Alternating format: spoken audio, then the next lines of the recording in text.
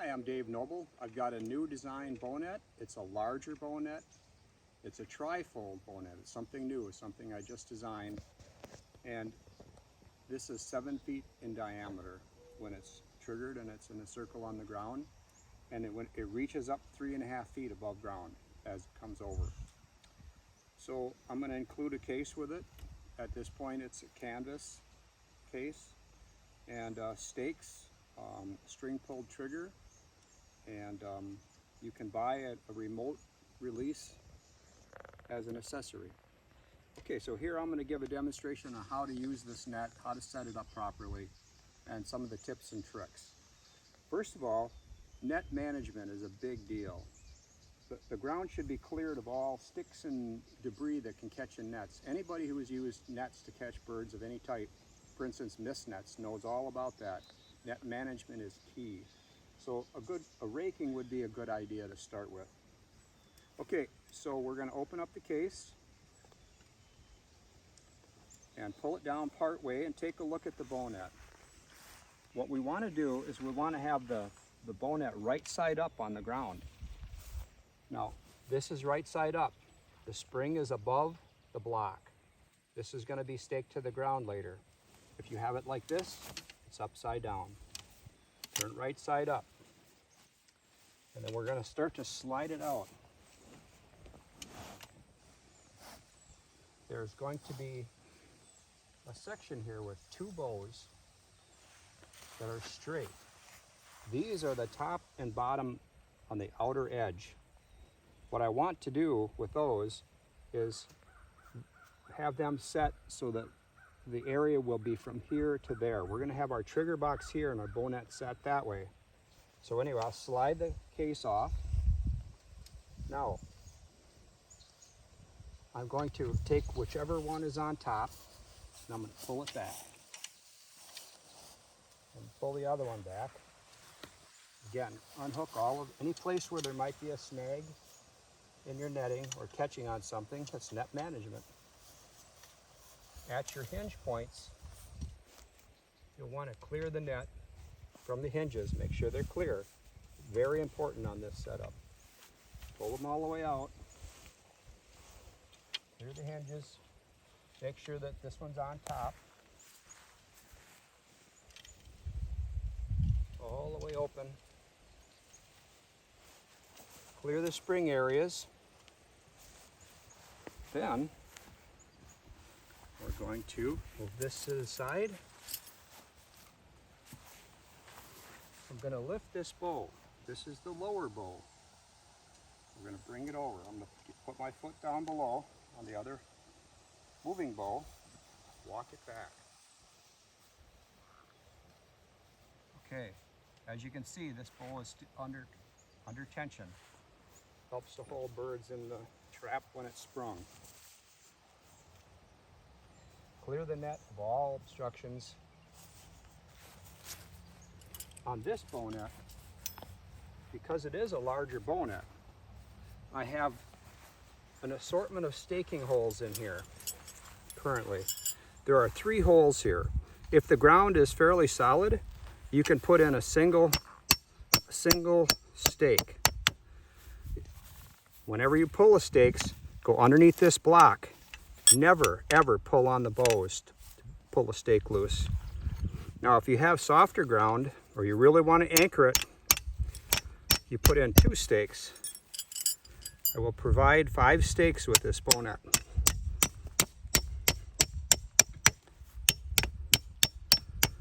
You can see how difficult this would be to pull. Again, you're going to want to pull out the stakes with the hammer. If you have to hook and claw, pull them out. I'll go to the other side and I'll do the same. Again, I'll use 2 stakes.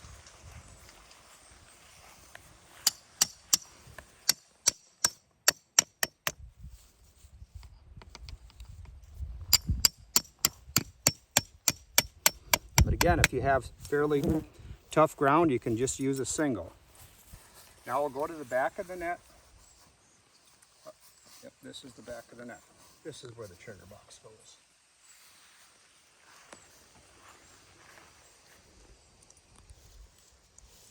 This has a hook on it.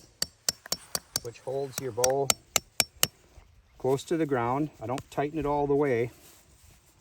Now, if you're going to use a string pull trigger, it comes with a device, and use a string to pull it. Now, the customized little S hook here, you hook it on the inside of the bow near your stake. You can tighten it down a little bit more if you want. Okay, now I'm going to cock the bow. On these, I like to come around the back side and walk it over. But when I get to the other side, I step over it in case it slips out of my hand. I don't want it to get hit in the head. And then you hook it up, pull your net back.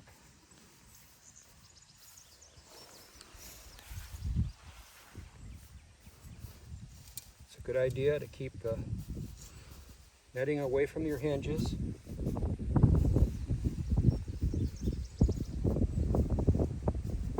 All right, now we're ready to trigger it. And this is for the string pull trigger. Here we go. See a very fast bow net. 7-foot diameter, you can see. You can just barely touch it on the edges.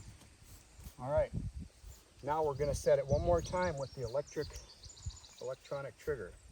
So I'll pull this trigger off.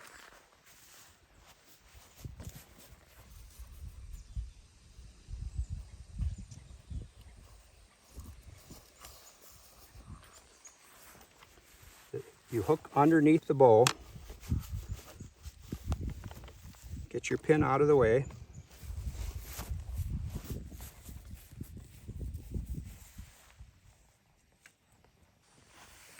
Walk the net back.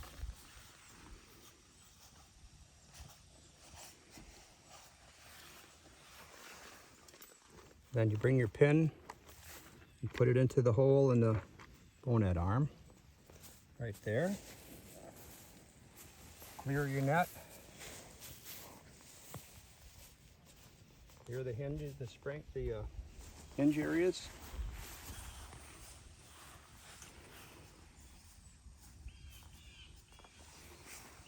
When you're ready, you turn on your switch on the back of the box.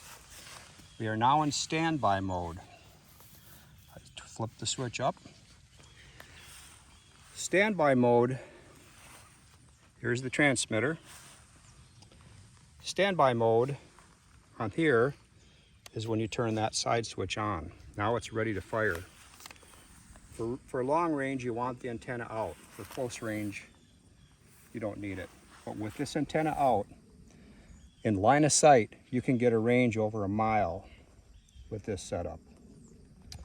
So anyway, the box is weather sealed against rain or snow.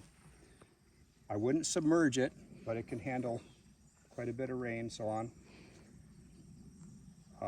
In standby, it'll last probably a week and a half if you leave the switch on 24/7.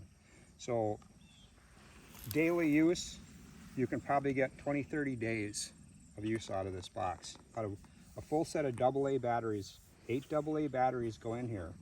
They're non-rechargeable, but they're available everywhere, so it's a good choice. Most of the people I know use them for a full season, and they're still good with general trapping. At any rate, we're going to fire this up now. Side switch is on. It's in standby. We're ready to hit the button, and here we go. Okay, now at the disconnect, shut that off. Close the antenna. Turn off our back switch. Again, always keep this off and not in use. Little says this on the back here. Saves the batteries.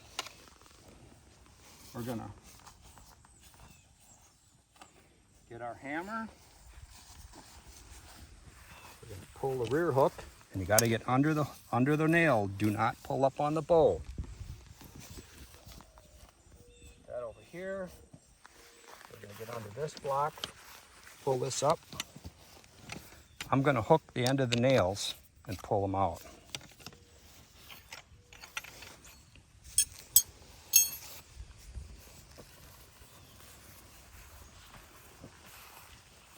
Undo the block first, then nail heads. Okay. Set these over here. Now we're going to close it in the reverse order of setting it. In other words, we're going to start with the bottom bow, go the same direction. We're going to pull this net up. Again, net management. And we're going to stop it there and lay it down just like we started. The netting is going to be on this side of the net of the frame. We're going to come inside. Going to clear the netting from the hinges. Make sure it's clear.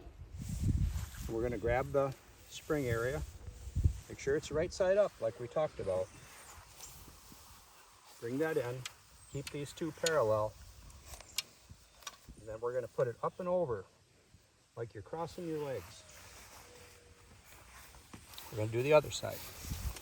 We're going to clear the hinges.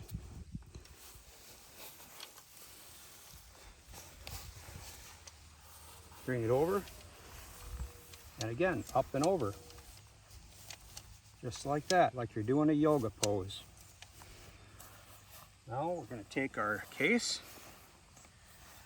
And it's best if you start it while it's down on the ground like this. Slip it in there, keep it tucked. I recommend you go better than halfway. Tuck your legs again, and you can stand it up. Pull it up. So there's a tie. You can take the inside flap, hook it over this way, come back over that way, go around and tie below the spring.